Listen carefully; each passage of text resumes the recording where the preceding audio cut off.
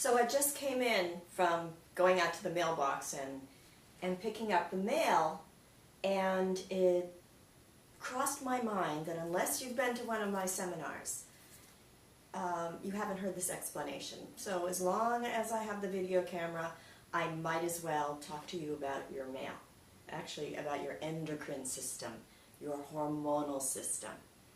I like to teach in analogies. So, you have various systems in your body that make it go. You have your nervous system, and those are nerves that run from their spine and head all the way through your body. If you cut yourself, which I did at one time when I went to the hospital to get stitched up, they wanted to know if I had feeling in my little finger because that was an electrical pathway. Luckily, I still had feeling. So that is your nervous system. It's electricity. Think of it as the wiring in your house.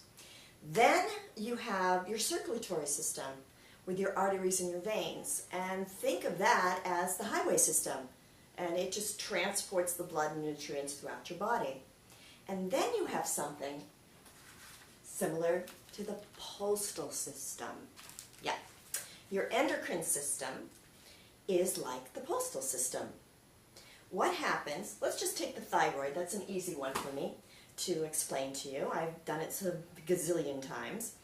Your brain will create messages and send it to different parts of the body. So, in the case of the thyroid, you have your hypothalamus inside your brain here, and it decides it wants to create an action. So, it writes an invitation, puts it in an envelope, seals the envelope, and sends it to the pituitary gland, also in your brain. And the pituitary opens up the invitation, reads it, gets the instructions, and sends out more invitations, this time to your thyroid, your little butterfly gland right here.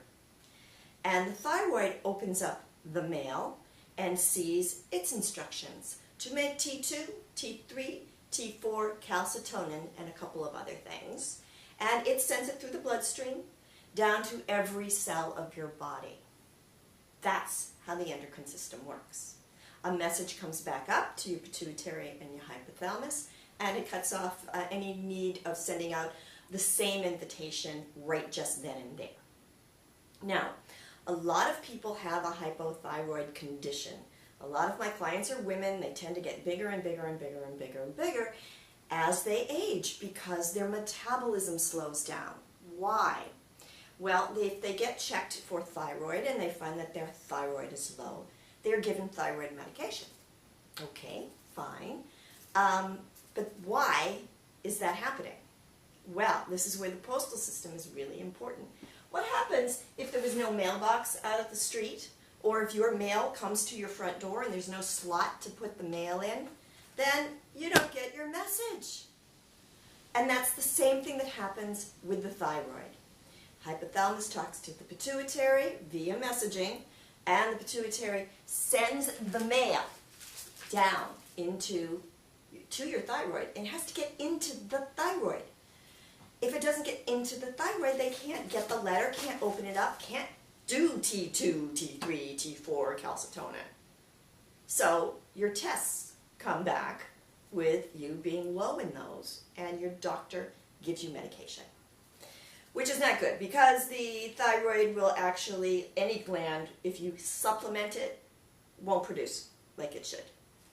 So, what is blocking your mail slots? We call that endocrine disruptors, things that disrupt things.